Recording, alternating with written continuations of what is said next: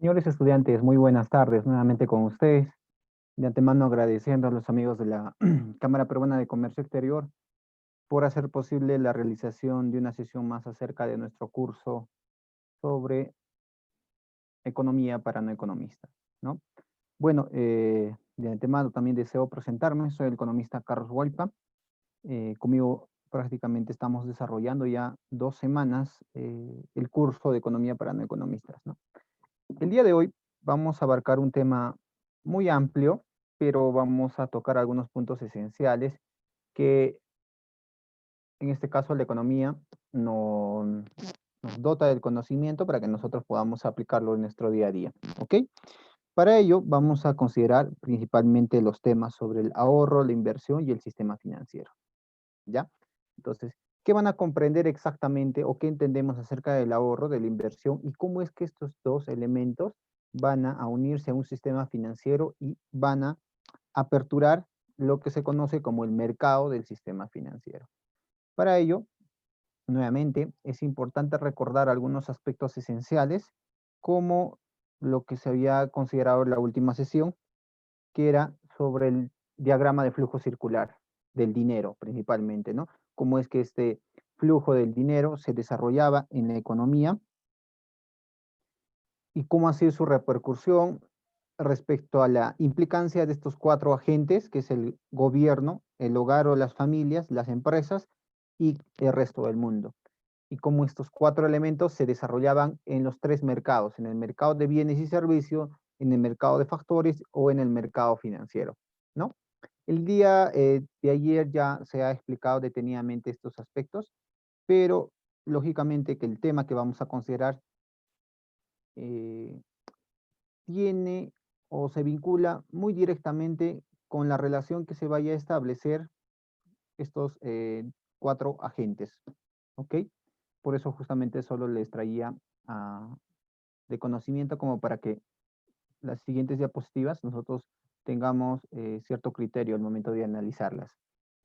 También es importante considerar el tema del cálculo del PBI, ¿no? Ya hemos hablado acerca de qué es el PBI, pero también hemos hablado acerca de qué manera nosotros o cada región o país determina el PBI.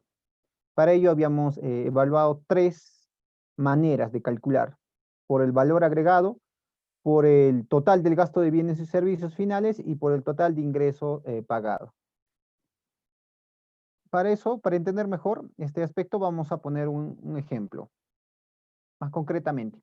Bueno, lo que nosotros podemos visualizar acá, eh, primero vamos a suponer de que en este país, como les comentaba, solo existen tres industrias, ¿ok? La industria de una fábrica de hierro, otra que fabrica acero y una de carro, ¿ya? Se les habla en este supuesto en donde solo existen estas, ¿ya? Estas tres empresas o industrias. Se determina que el precio o la manera para calcular el PBI es que el PBI no implica el tema de los bienes intermedios, ¿verdad? Es el valor de la producción final de bienes o servicios que produce el país, ¿ya? Para este caso, habíamos considerado, ¿no? No lo voy a explicar detenidamente, simplemente les hago recordar algunos aspectos que aquí nosotros podemos, digamos, en la fábrica de hierro, ¿no? Podemos identificar algunos elementos como el tema del salario, la renta, los beneficios y demás, lo cual hace un total de 4.200 dólares. Y respecto al tema de bienes intermedios, se considera cero, porque lógicamente, digamos, la relación que existía es que directamente esta empresa o esta fábrica ha cogido la materia prima y lo está desarrollando en su primera etapa. Entonces, eso lo considera, eh, digamos, dentro de la fábrica de hierro y por ende no hay bienes intermediarios. No existen bienes intermediarios. Pero imaginemos que aquí ya se desarrolla una fábrica de acero. Entonces, la fábrica de acero va a recoger muy posiblemente gran parte de bienes intermedios que la primera empresa o industria ha producido, ¿ya? Es por eso que en la categoría de bienes intermedios acá se le consideraba de 4.200. Y de igual manera, sacamos, sumando el total, hacemos de 9.000, ¿verdad? Y si es que nos empezamos a, digamos, a desarrollar el tema del carro, muy posiblemente también va a recoger los bienes intermedios, que para este caso viene a ser su bien final, para ellos, ¿no? Pero para el carro exactamente es un bien intermedio y por eso se le considera los 9.000. Sacando todo ello, resulta un monto de 21.500. Ahora, una vez que ya tenemos este criterio de evaluación, las tres maneras para determinar el cálculo del PBI concretamente es por la suma de valor agregado. Es decir, en este caso, como el valor agregado no implica el costo de los bienes intermedios, sino el valor de las ventas, entonces únicamente el valor agregado va a ser de 4.200. Para este caso, va a ser el valor de las ventas es de 9.000, pero acá nos implica que debe restársele el costo de los bienes intermedios, y para este caso es de 4.200. La resta sale 4.800, y de igual manera para el tercer caso, ¿no? Sale 12.500. La suma de estos tres valores se le va a considerar como la primera metodología para calcular el PBI, que es la suma del valor agregado, que sería de 21.500. La segunda manera era a través de la suma del gasto total en bienes y servicios producidos domésticamente. ¿Qué quiere decir? De que acá lo que se va a incurrir principalmente es que si nos ponemos a analizar, digamos, la producción total de la primera fábrica es de 4.200, de la segunda es de 9.000, pero si la tercera fábrica está recogiendo prácticamente todo lo que estas dos empresas inicialmente han producido, entonces la tercera estaría dando a conocer cuánto va a ser el valor general o el valor del gasto total en los bienes o servicios que se han tenido que emplear para producir este carro, que sería de 21.500. Y ello también sería una manera de determinar bajo la modalidad del gasto total de bienes y servicios producidos domésticamente. ¿Ok? Esta es la segunda metodología. Y por último, la tercera metodología es sumar por los sectores, ¿no? Ya sea por los diferentes elementos. Sumas todos los salarios, me sale 15.700. De igual manera, el tema de pago de interés, la renta, beneficio. La suma de todos los elementos que también han comprendido en el supuesto, obviamente, de que solo existen estas tres fábricas en la localidad o en el país donde se analiza, me determinaría el pago total de los factores, ¿no?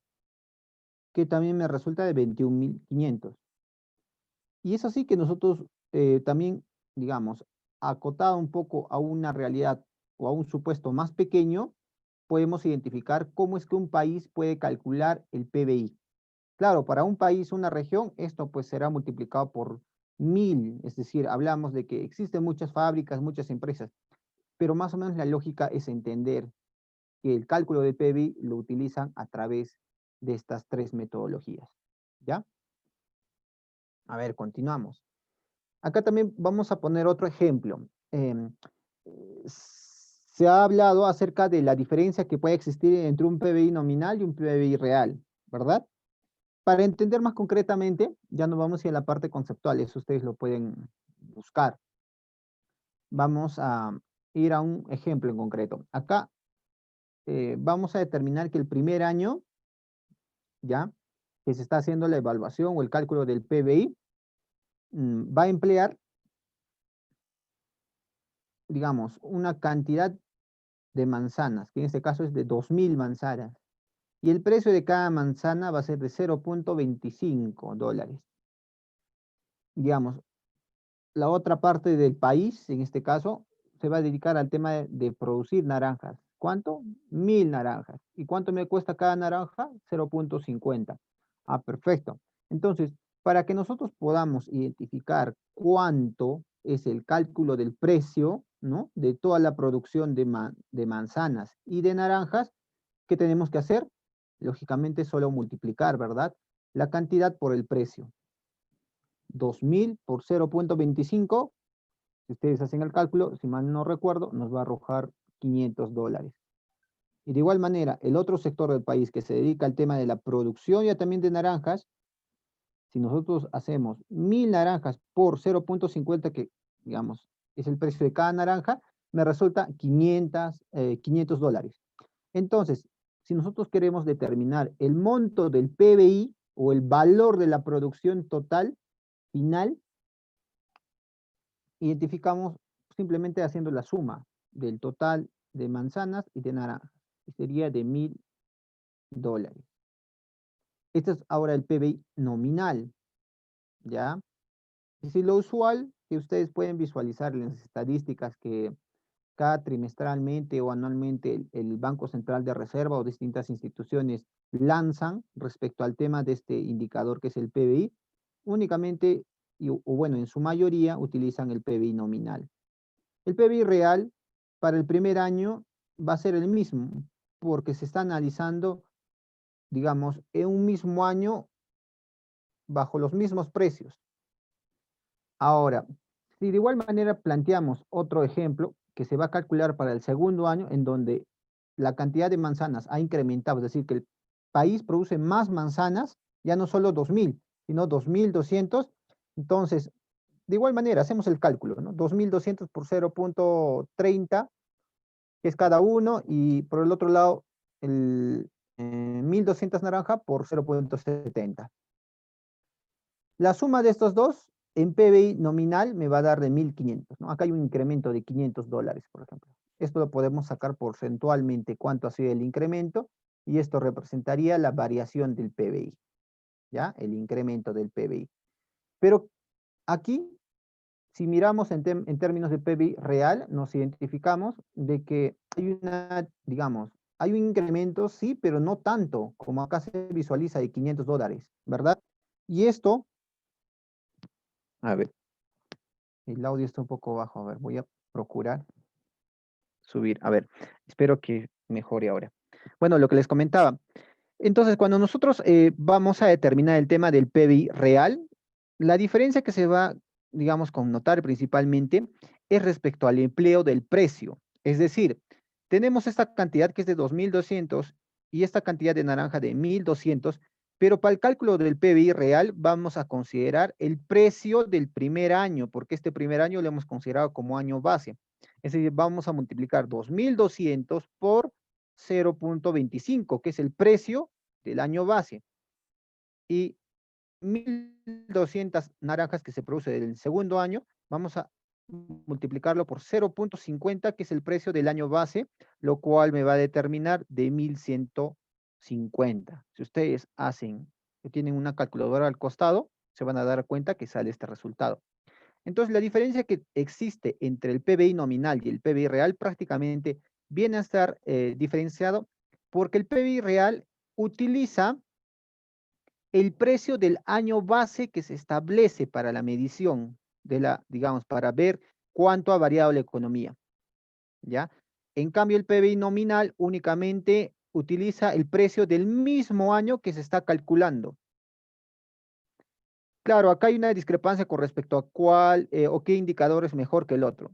No, bueno, no es que uno sea mejor que el otro, simplemente que acá que el PBI real nos permite identificar cómo es que ha variado el tema del precio también. Esto, imaginemos, de la naranja. En el año base era 0.50 cada naranjita. Ahora está costando 0.70. Y de igual manera las manzanas. Esta variación de precio a la larga también se va a explicar por el IPC, que es el índice de precio al consumidor, el cual nos va a poder ayudar a poder identificar el tema de la inflación.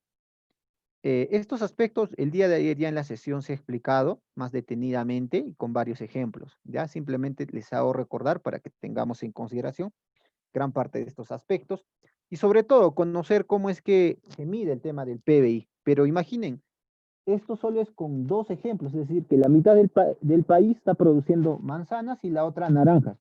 Pero en la realidad no es pues así, se produce una densidad variada de productos y demás. Pero la lógica va por ahí. La lógica de entender el cálculo del PBI es por este sentido. Ya. Entonces, a ver, el tema del PBI prácticamente tiene que ver, digamos, muy marcadamente acerca del empleo de algunos modelos que gran parte de los países emplea para calcular cuánto es el PBI. Y ello tiene que ver mucho con esta pequeña ecuación que ustedes visualizan acá, donde Y va a representar la producción interna bruta, ¿no? O el PBI. Es decir, esta Y representa el PBI, el cual va a ser igual a la suma del consumo, ¿ya? El consumo que representa esta C, más la inversión, más la G que representa la compra del gobierno o los gastos por parte del Estado, ¿ok? Y por último, más las exportaciones netas. A ver, entonces, el PBI para calcular necesitamos sumar el total del consumo de toda la población.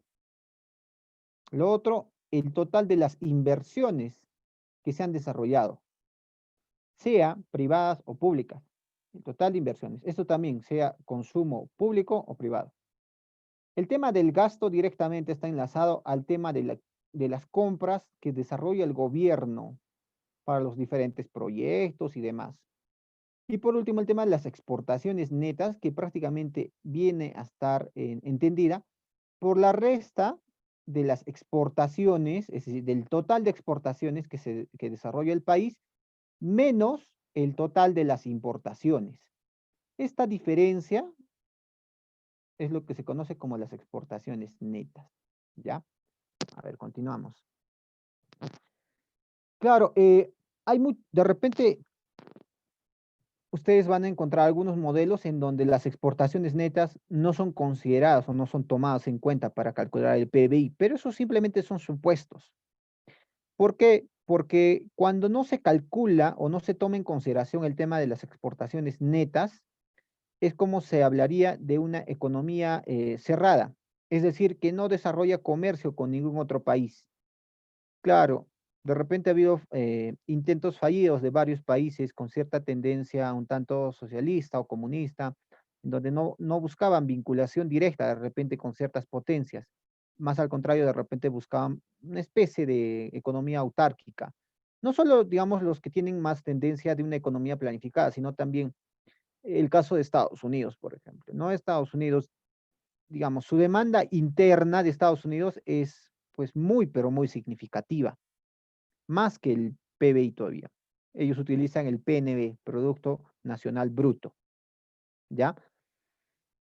Y bueno, este es un supuesto en donde, digamos, un país cuando quiere calcular sin comercio exterior, sin el tema de las exportaciones o importaciones, entonces, pues, él determina que sus exportaciones netas es igual a cero, entonces no va a hacer variar al cálculo del PBI, pero, digamos, la realidad es que todas las economías están abiertas al mundo y por ende el tema de las exportaciones netas va a tener un valor diferente de cero, ¿ya? No tiene un valor en concreto, no es que tenga 1, 2, 3, 4, 5, 10, no, sino diferente de cero, porque esto necesariamente va a estar vinculado con, digamos, con la evolución o cómo se vaya a suscitar.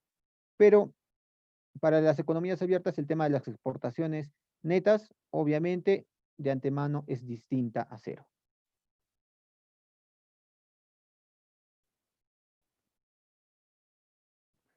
Algunos elementos importantes a considerar para analizar el tema de la inversión, del ahorro y del sector del mercado financiero, también es el de contemplar algunos supuestos en una economía cerrada, por ejemplo, en donde las exportaciones netas eran igual a cero, prácticamente encontrábamos esta ecuación, ¿verdad? Porque acá lo que le hemos sacado son el tema de las exportaciones netas, cosa que no se da, ¿no? Solo se considera como un supuesto. Si hablamos acerca del ahorro nacional concretamente, ¿no? Entonces, el ahorro en este caso, primero hay que identificar de que utilizando este supuesto de una economía cerrada, para no complicarnos, ¿ok? Vamos a suponer que un país se desarrolla así con su demanda interna nada más, ¿ya? No desarrolla el tema de un comercio exterior y demás. Entonces, acá hemos identificado el tema de la inversión, ¿ya? Lo que ahora vamos a hacer principalmente es tratar de despejar la inversión, es decir, vamos a trasladar todos estos elementos, si el consumo, aquí está positivo, pasa a este lado como negativo, el gasto Aquí está positivo, pasa a este lado como negativo, entonces nos va a dar esta ecuación. Donde Y va a ser, donde el ingreso va a ser igual a la red, perdón, el ingreso menos el consumo menos gasto nos va a dar el tema de la inversión. ¿Ya? Es decir, que el ingreso total en la economía que resulta luego de pagar el tema del consumo y las compras del gobierno. ¿Ya? Eso es lo que me va a dar la inversión. Es decir, el ingreso total le voy a restar el tema del consumo. ¿Ya? Porque una vez que nosotros, digamos, generamos ingreso, este ingreso lo tenemos que repartir en consumo. Y a un nivel más macro, el tema de las compras del gobierno.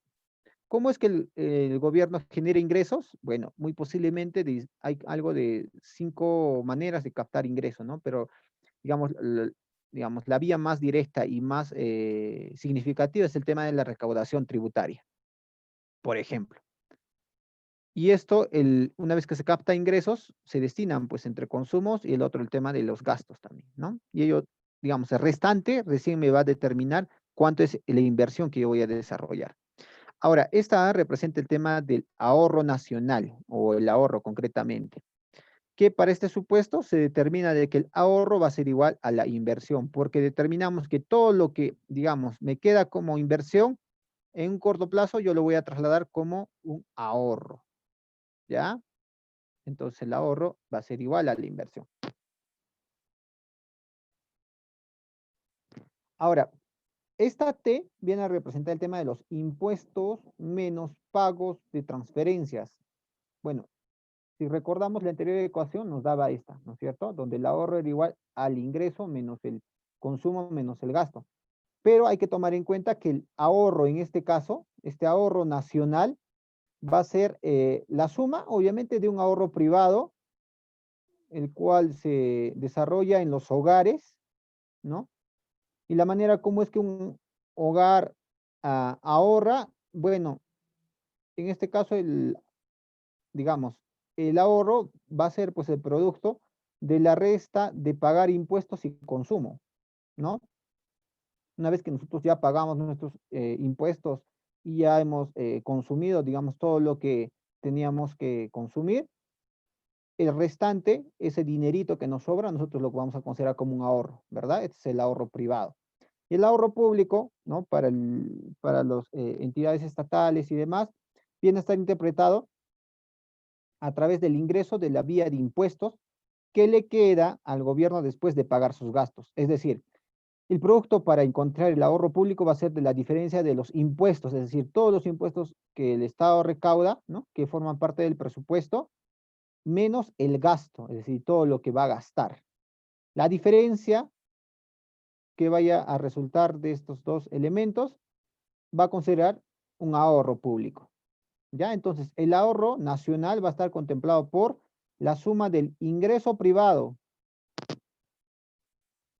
A ver, el ingreso privado, que es toda esta cuestión, más el ahorro público. Entonces, acá nosotros podemos encontrar el ingreso privado más el ingreso público, ¿verdad?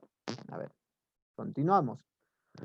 También se habla acerca del tema de los superávit presupuestal, del superávit presupuestal, que se habla del superávit principalmente cuando, en este caso, viene a ser, una vez que nosotros hemos calculado el tema de la captación tributaria, ¿no? Tenemos todo el presupuesto y hemos destinado este presupuesto, imaginemos que es de 100 soles, ya un supuesto nada más, toda la captación tributaria. Este es mi presupuesto anual. Y para este año solo voy a utilizar digamos, 90 soles, que va a ser mi gasto. Entonces, esos 10 soles que me están quedando, como son mayores a cero, como es mayor a cero, entonces, obviamente, estos 10 soles que me está quedando va a considerarse un superávit presupuestal, ¿ya? Si es un excedente que se está generando a través por el ingreso que se había generado inicialmente. Y el tema del déficit presupuestal principalmente es lo contrario, es decir, que yo estoy gastando más de lo que estoy recaudando y por ende, digamos, el resultado va a ser menor a cero. Claro, este caso también se presenta.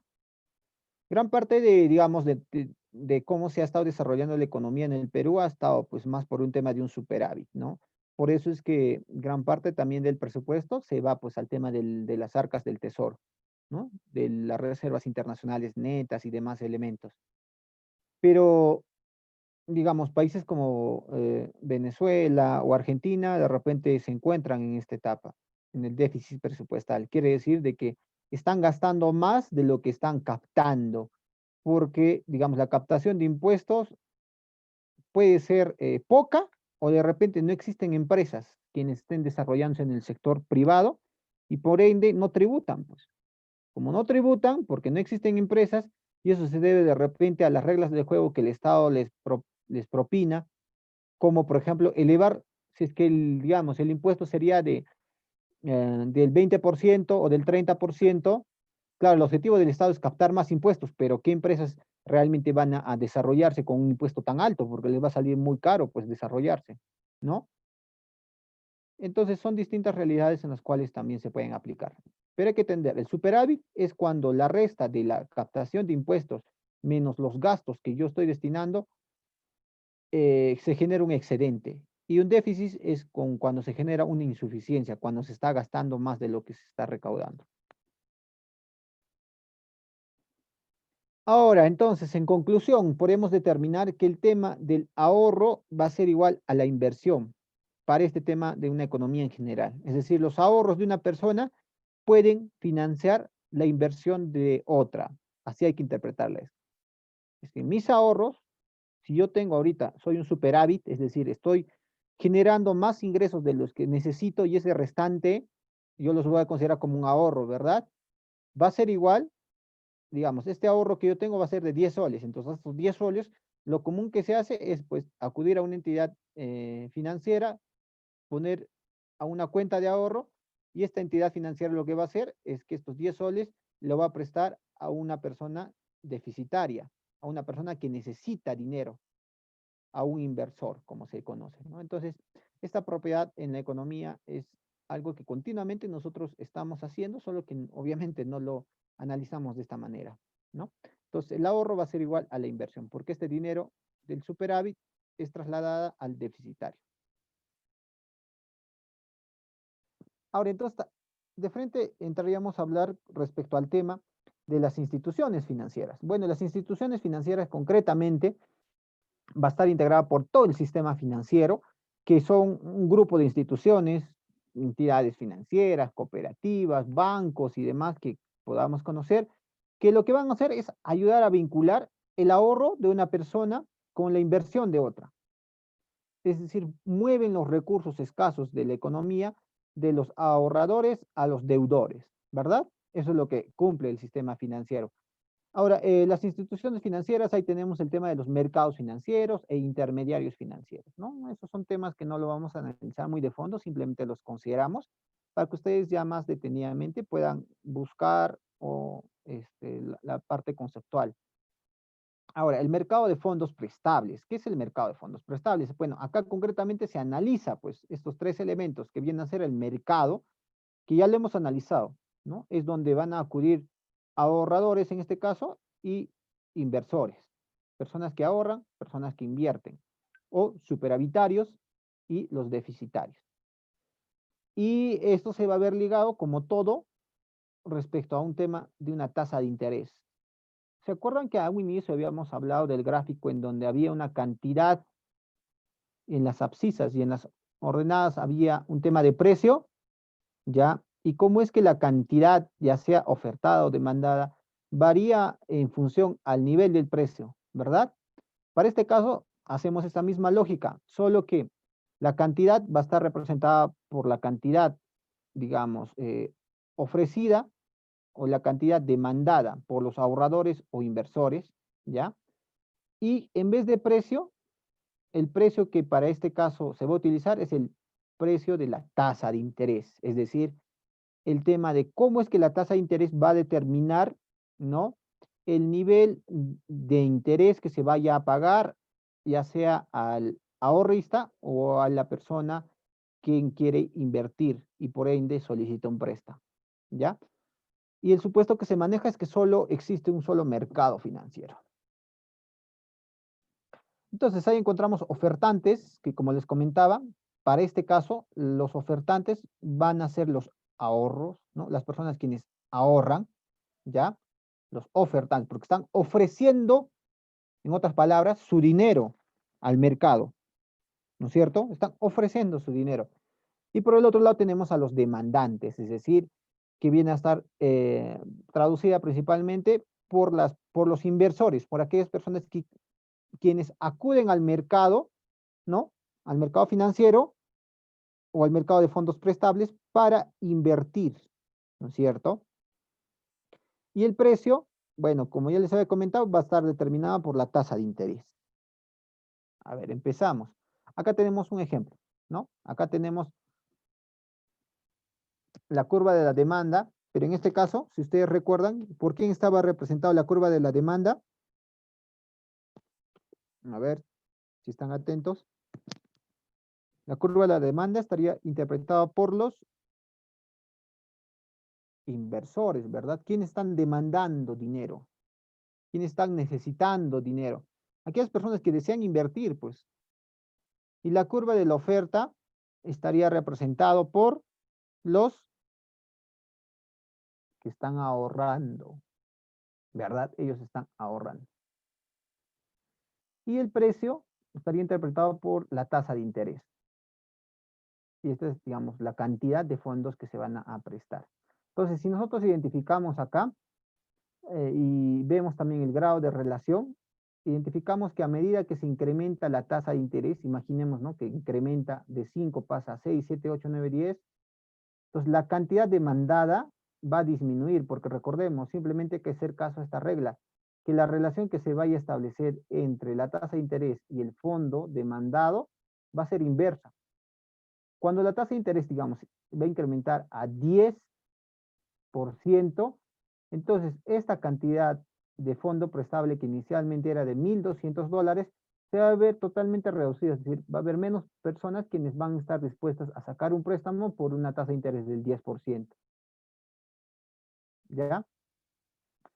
Pero por el otro lado, por el lado de la oferta, quienes en este caso son los que van a ahorrar, quiere decir de que a una tasa del 5% ya podría darse. Pero ¿qué pasa cuando la tasa de interés va a subir a 10? Es decir, te van a pagar más por ahorrar.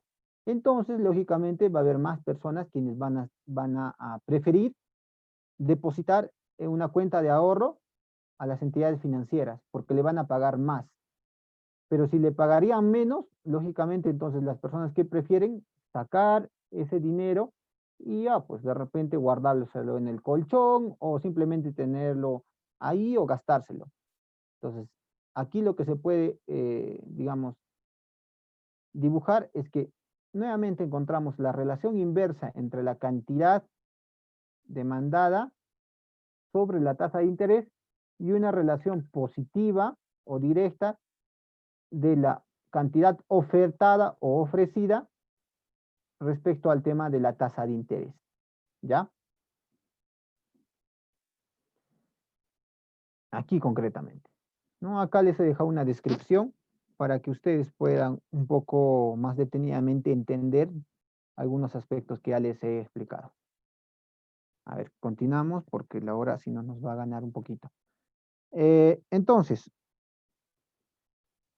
el mercado de fondos prestables, ¿no? En este caso, también se va a ver ligado mucho a las distintas políticas gubernamentales, porque recordemos, lo que va a determinar cuánto va a ser la variación o demás, también tiene que ver directamente respecto al tema de la tasa de interés. ¿Y quién determina la tasa de interés? ¿El mercado?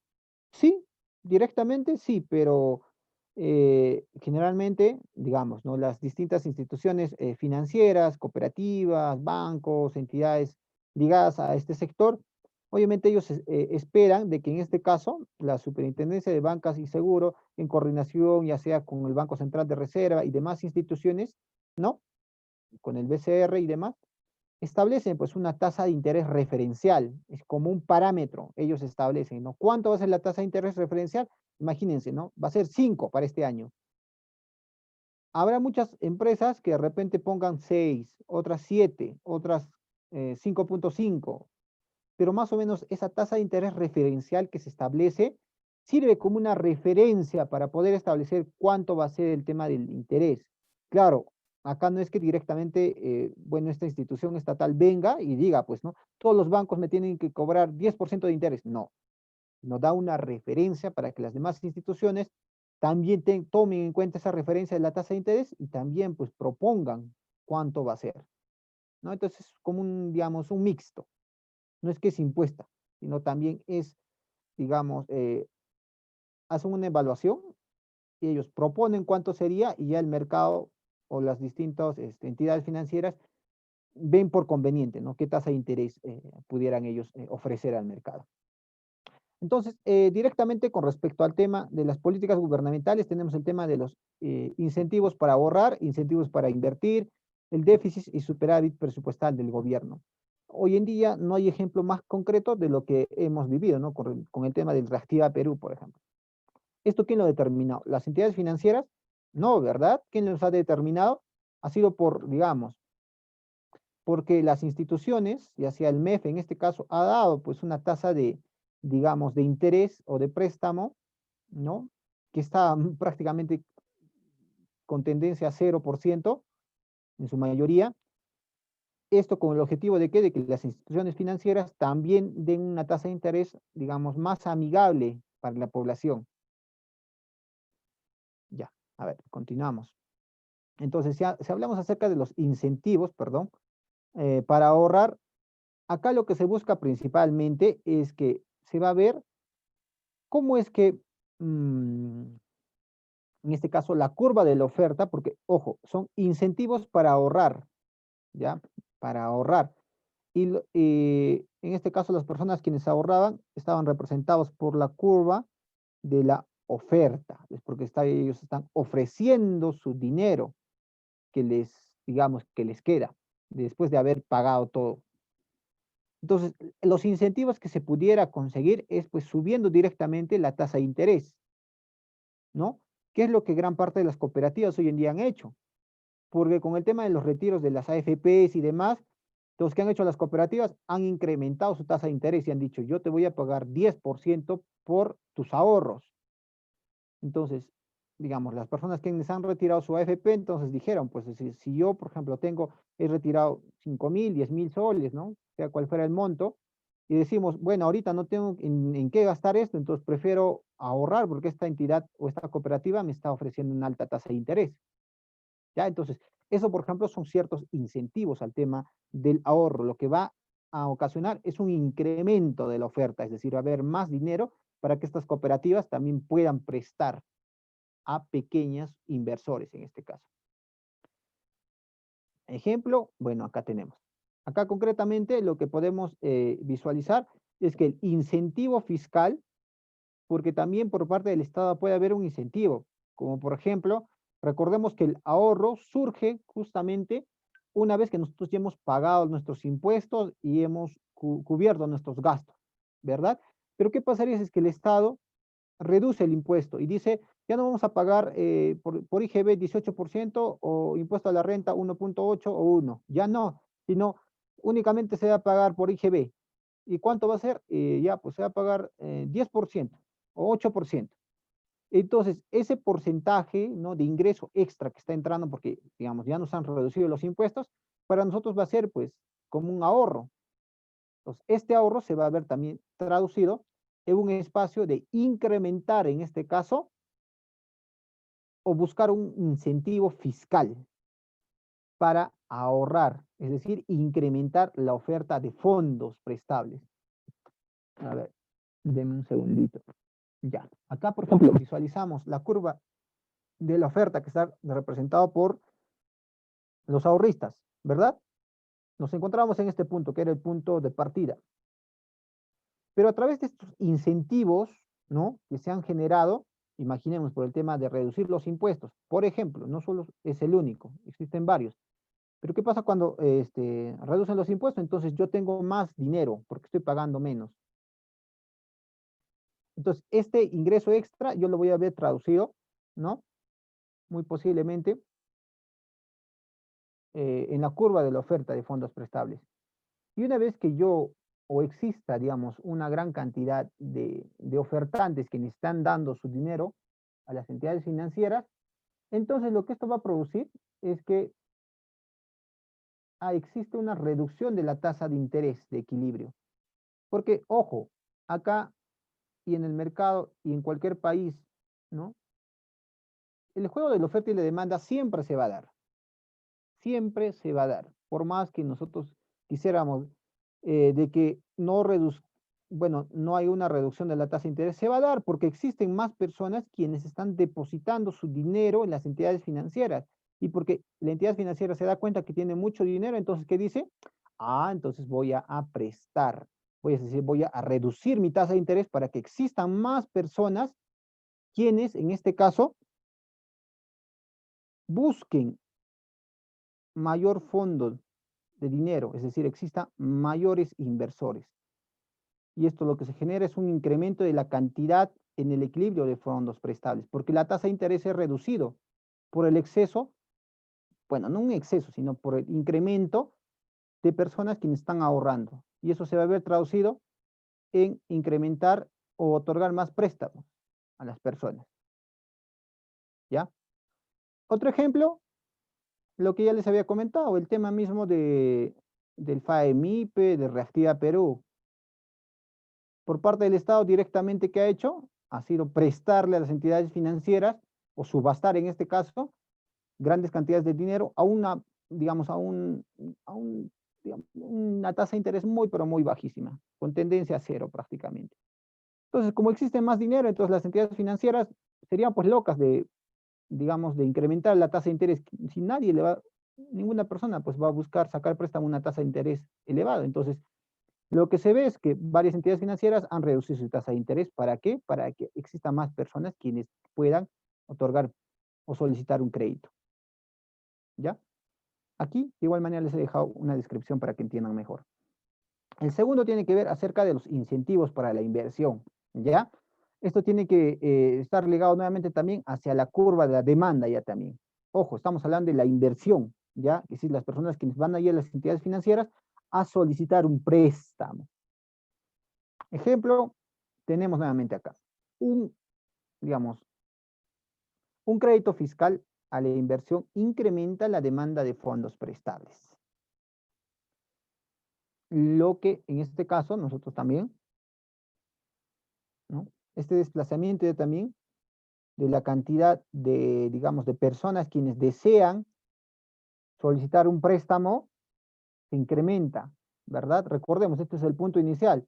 El trazo de la línea roja representa la cantidad demandada, digamos, en el segundo escenario, donde existen más personas quienes están solicitando crédito.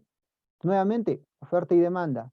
¿Cómo lo vamos a determinar? Por el tema de la tasa de interés. Esto se interpreta a través de un incremento de la tasa de interés de equilibrio, porque existen más demandantes de dinero y como no hay, digamos, personas quienes estén ahorrando, porque esto está constante, ¿verdad? Entonces las entidades financieras, como se ven, digamos, como ven que de repente su arca, vamos a llamar así, ¿no? Sus arcas donde están su dinero, en este caso, día a día es más demandado, entonces ellos lo que hacen es aprovecharse del escenario y subir la tasa de interés. Claro, y lo que esto va a producir directamente es que la cantidad ofertada, ¿no?, de fondos va a incrementar, perdón, la cantidad demandada en este caso, va a incrementar, pero esto pues no está generando, está en este caso generándose un incremento de la cantidad de equilibrio en los fondos prestables, ¿verdad? A ver, acá también les he dejado una descripción para que puedan analizar más detenidamente lo que se les ha comentado. Y bueno, por último, vamos a verificar el tema del déficit y superávit presupuestal del gobierno. Nuevamente, cuando se habla acerca de un déficit o superávit, únicamente utilizando esta regla, que si la captación de impuestos es decir, estoy gastando más de lo que capto ingresos, se habla de un déficit, ¿ya? Pero si es que digamos, la captación de ingresos es mayor al gasto que estoy desarrollando, ¿no? El resultado, hablamos del resultado. Entonces, esto representaría que un superávit. Y acá también nosotros podemos ver resumidamente cómo es que se va a identificar principalmente, ¿no? Acá tenemos un escenario de punto de equilibrio, pero acá ante un déficit presupuestal, no es un déficit, ¿no? Porque digamos, acá en el tema de la oferta, es decir, el tema de los ahorros, imaginemos que la institución o el gobierno en este caso gasta más, ¿no es cierto?, de lo que está percibiendo ingresos fiscales. En este caso se genera de antemano, ya sabemos, un déficit presupuestal. Y esto lo que hace es que se reduzca el tema del ahorro nacional. Porque cuando hablábamos acerca de un déficit, cuando se está gastando más de lo que se está recaudando. ¿Qué quiere decir? De que de fondo, en primer lugar, bien no puede haber empresas o bien las empresas están cerrando, porque prácticamente la tasa de interés que tú le estás aplicando es muy elevado y por eso también no estás pudiendo captar.